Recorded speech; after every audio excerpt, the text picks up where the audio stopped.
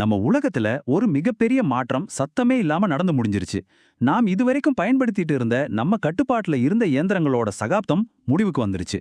தொழில்நுட்பத்தோட இந்த மர்மமான அதிவேக பரிணாம வளர்ச்சியை பத்தி ஆழமா தெரிஞ்சுக்கலாம் வாங்க. ஒரு புதிய அச்சுறுத்தும் காலம் பிறந்துடுச்சு. சரி, நாம விஷயத்துக்கு வருவோம். பல வருஷமா நம்ம பழக்கப்பட்ட அந்த பழைய கம்ப்யூட்டிங் முறை இப்ப ரகசியமா அழிக்கப்பட்டுடுச்சு. ஒரு பட்டன் அழுத்தினா ஸ்கிரீன் ஒளிரும் காலம்லாம் மலையேறிடுச்சு. ஆனா இந்த சாம்ராஜ்யத்தை வீழ்த்தினது யாரு? நம்ம பழைய தொழில்நுட்பம் எப்படி செத்து போச்சு?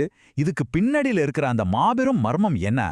இத பத்தி நம்ம கட்டாயம் பேசியே ஆகணும். ஒரு காலத்துல கம்ப்யூட்டர்னா ஒரு ஏடிஎம் மிஷின் மாதிரி தான். நாம என்ன கட்டளை கொடுக்கறோமோ அதை செஞ்சுட்டு அமைதியா வெயிட் பண்ணும். இது ஒரு சாதாரண பரிவர்த்தனை. ஆனா இப்போ தன்னிச்சையா செயல்படுற ஏஜென்டிக் ஏஐ உதயமாகிடுச்சு. இது உங்களுக்காக காத்திருக்கிறது இல்ல, மாறாக உங்களையே கண்காணிக்குது, உங்களுக்கு என்ன தேவைன்னு முன்கூட்டியே கணிக்குது, சுயமாகவே முடிவெடுத்து செயல்படுது. இந்த மாபெரும் மாற்றத்துக்காக கூகுள் நிறுவனம் திரைக்கு பின்னாடி எவ்வளவு செலவு செஞ்சிருக்காங்க தெரியுமா? 180 பில்லியன் டாலர்கள். இது சும்மா சாதாரண நம்பர் கிடையாதுங்க. மனிதனை நிலவுக்கு அனுப்புன அப்போலோ திட்டத்துக்கான முழு செலவும் இதுக்கு சமம். இவ்ளோ பெரிய முதலீடு பண்ணி உலகெங்கும் பிரத்யேக சிப்களையும் கேபிள்களையும் பதிச்சு இந்த புதிய மூளையை நமக்கு தெரியாத ஒரு அமைதியான துணையா மாத்திட்டு இருக்காங்க. இது வெறும் வார்த்தைகளை கணிக்கிற சாதாரண ஏஐ இல்ல.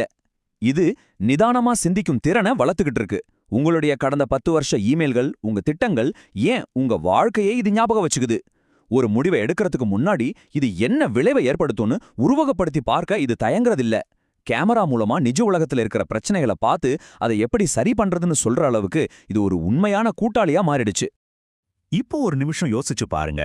வெறும் ஸ்கிரீனாவும் பட்டன்களாவும் நீங்க சொல்றத மட்டும் கேட்டுட்டு இருந்த உங்க ஸ்மார்ட் போன் திடீர்னு தனக்குத்தானே முடிவெடுக்கிற ஒரு தன்னாட்சி அதிகாரியா மாறினா என்ன ஆகும்?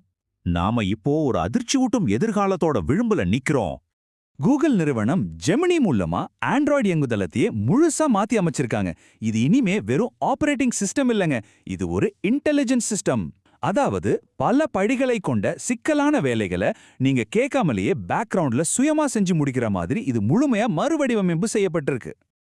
இது எப்படி தடையின்றி வேலை செய்யுதுன்னு ஒரு சின்ன உதாரணம் சொல்றேன். உங்க நோட்ஸ்ல இருக்கிற ஒரு மளிகை பட்டியலை கொஞ்ச நேரம் அழுத்தி பிடிச்சா போதும், ஜெமினி அந்த சூழலை புரிஞ்சுக்கிட்டு உங்களுக்கான ஷாப்பிங் ஆப்பை திறந்து பொருட்களை தானே கார்ட்ல சேர்த்துடும். நீங்க என்ன செய்யணும்னு நினைக்கிறீங்களோ அதை நீங்க சொல்றதுக்கு முன்னாடி இது செஞ்சு முடிச்சிடுது. கூகுள் டீப் மைண்டோட கிரேக் வேன் சொன்ன ஒரு விஷயம் நிஜமாவே கொஞ்சம் திகிலா ஏற்படுத்துச்சு. அவர் என்ன சொல்றாருன்னா, அஸ்ட்ரா தான் பார்க்கிற நிகழ்வுகளின் அடிப்படையில எப்போ பேசணுங்கிறத தானே முடிவு பண்ணிக்கும் அப்படின்னு சொல்றாரு. நீங்க இருக்கிற சூழலை அதால கண்காணிக்க முடியும், நீங்க வேலை செஞ்சுட்டு இருக்கும்போது குறுக்கிட முடியும். இது ஏதோ சயின்ஸ் ஃபிக்ஷன் சினிமா இல்லாம இன்னைக்கு நம்ம கூடவே இருக்கிற ஒரு அச்சுறுத்தும் உண்மை. சரி, சாஃப்ட்வேர் உலகத்துல இவ்ளோ பெரிய மேஜிக் நடக்கும்போது இந்த பிரம்மாண்டமான மூளைக்கு தேவையான சக்தியை எங்க இருந்து கொண்டு வராங்க? இத எங்க வச்சு இயக்க போறாங்க? திரைக்கு பின்னாடி படுபயங்கரமா நடந்துட்டு இருக்கிற வளங்களுக்கான போர் இங்கதான் ஆரம்பமாகுது. இது அதிகாரத்தையும் ஆற்றலையும் கைப்பற்ற ஒரு பிரம்மாண்டமான போர். ஆந்த்ரோபிக் நிறுவனம் 2,20,000 ஜிபியூகளை கொண்ட மெம்பிஸ் கொலோசஸ் 1 ஆக்கிரமிச்சிருக்காங்க. ஒரு சின்ன நகரத்துக்கு தேவையான 300 மெகாவாட் மின்சாரம் இதுக்காக உறிஞ்சப்படுது. அது மட்டுமா, விண்வெளியிலேயே ஏஐ டேட்டா சென்டர்களை அமைக்கிறதுக்காக எலான் மஸ்கோட ஸ்பேஸ் எக்ஸ் நிறுவனத்துக்கூட ஒரு ரகசிய ஒப்பந்தமே அரங்கேறியிருக்கு. நம்ப முடியுதா? இப்படி பில்லியன் டாலர் கம்பெனிகளெல்லாம் பிரம்மாண்டமான கோட்டைகளை கட்டிட்டு இருக்கும்போது யாருமே எதிர்பார்க்காத ஒரு ட்விஸ்ட் நடந்துச்சு. ஒரு மிகச்சிறிய இன்ஜினியரிங் குழு இந்த உலகத்தையே அதிர வச்சுட்டாங்க. கோடிக்கணக்கான டாலர்களை கொட்டின பெரிய பெரிய ஜாம்பவான்களை அவங்க எப்படி வீழ்த்தினாங்க? அந்த புரட்சியோட பேரு தான் டீப்சீக் V4. ஓப்பன் ஏஐ நிறுவனத்தை விட 40 மடங்கு சிறிய குழுவால உருவாக்கப்பட்ட இந்த தொழில்நுட்பம் 1.6 ட்ரில்லியன் பாராமீட்டர்கள் மற்றும் 1 மில்லியன் டோக்கன் திறனை கொண்டிருக்கு. எல்லாவற்றிற்கும் மேலா இந்த அதிநவீன தொழில்நுட்பத்தை அவங்க முற்றிலும் இலவசமா யார் வேணாலும் மாத்தி அமைச்சுக்கலாங்கிற ஓபன் சோர்ஸ் முறையில வெளியிட்டுட்டாங்க. இங்கதான் விஷயமே இருக்கு. டீப்சீக்கு ஆரம்பிச்சு வச்ச இந்த விலைப்போர் கற்பனைக்கே எட்டாதது.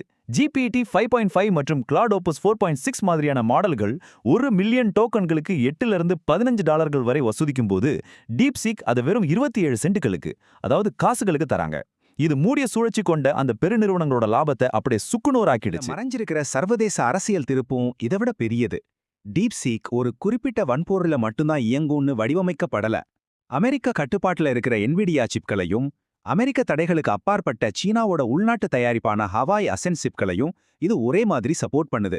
இந்த தொழில்நுட்பம் உலகளாவிய கம்ப்யூட்டர் சிப் போரோட தலையெழுத்தையே ஒரே ராத்திரியில மாத்தி போட்டுடுச்சு. மனிதகுலத்தோட அறிவாற்றல் இவ்ளோ குறைஞ்ச விலையில உலகெங்கும் பரவும்போது ஒரு புதிய அச்சம் வருது. இந்த அதிபயங்கரமான சக்தி வாய்ந்த கருவிகளை யாரு கண்காணிக்கிறது?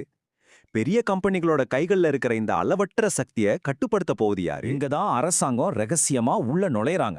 CAISI, அதாவது செயற்கை நுண்ணறிவு தரநிலைகள் மற்றும் கண்டுபிடிப்புகளுக்கான மையம்னு சொல்லப்படுற ஒரு அமெரிக்க அரசாங்க அமைப்பு இப்போ களத்துல இருக்கு. கூகுள், மைக்ரோசாஃப்ட், OpenAI மாதிரி நிறுவனங்கள்லாம் தங்களோட புதிய தொழில்நுட்பங்களை மக்கள் பயன்பாட்டுக்கு கொண்டு வரதுக்கு முன்னாடி சைபர் மற்றும் உயிரியல் ஆயுத ஆபத்துகளை பத்தி இந்த அமைப்பு சோதிக்கிறதுக்கு ரகசியமா ஒப்புக்கிட்டு இருக்காங்க. இந்த தொழில்நுட்ப புரட்சியில நாம கட்டாயம் கவனிக்க வேண்டிய இன்னொரு விஷயம், இது மனுஷங்களுக்கு ஏற்படுத்துற பாதிப்புகள். ஒரு பக்கம் கூகுள் நிறுவனம் ஷேர் செய்யப்படுற லிங்குகள் மூலமா நம்மள ரகசியமா கண்காணிக்கிறாங்கங்கிற தனியுரிமை பிரச்சனைகள் வருது. மறுபக்கம் தொடர்ந்து ஸ்க்ரோல் பண்ணிட்டே இருக்கிறத தடுக்க பாஸ் பாயிண்ட் மாதிரியான டிஜிட்டல் நல்வாழ்வு கருவிகள் அவசியமாகுது.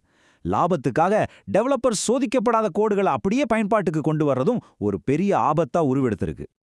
சுருக்கமா சொல்லணும்னா, ஒரு முக்கியமான கட்டத்துக்கு நாம வந்துட்டோம். நம்ம டிஜிட்டல் வாழ்க்கையோட அடிப்படை தன்மையே முழுசா மாறிடுச்சு.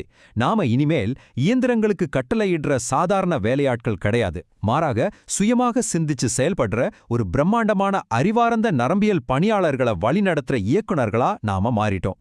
தொழில்நுட்பம் இனி நம்ம கட்டளைகளுக்காக காத்திருக்க போறதில்ல. அது தனக்கான முடிவுகளை தானே எடுக்க ஆரம்பிச்சிடுச்சு. இப்போ நீங்களே உங்களை கேட்டுக்க வேண்டிய ஒரு முக்கியமான கேள்வி இருக்கு. உங்க சொந்த வாழ்க்கையோட கட்டுப்பாட்டை நீங்களே இழக்கத் தொடங்கிட்ட இந்த புதிய உலகத்துல செயற்கை நுண்ணறிவு நமக்கு கிடைச்ச ஒரு நிரந்தர கூட்டாளியா இல்ல நம்மளோட புதிய எஜமானனா? நீங்களே முடிவு பண்ணுங்க.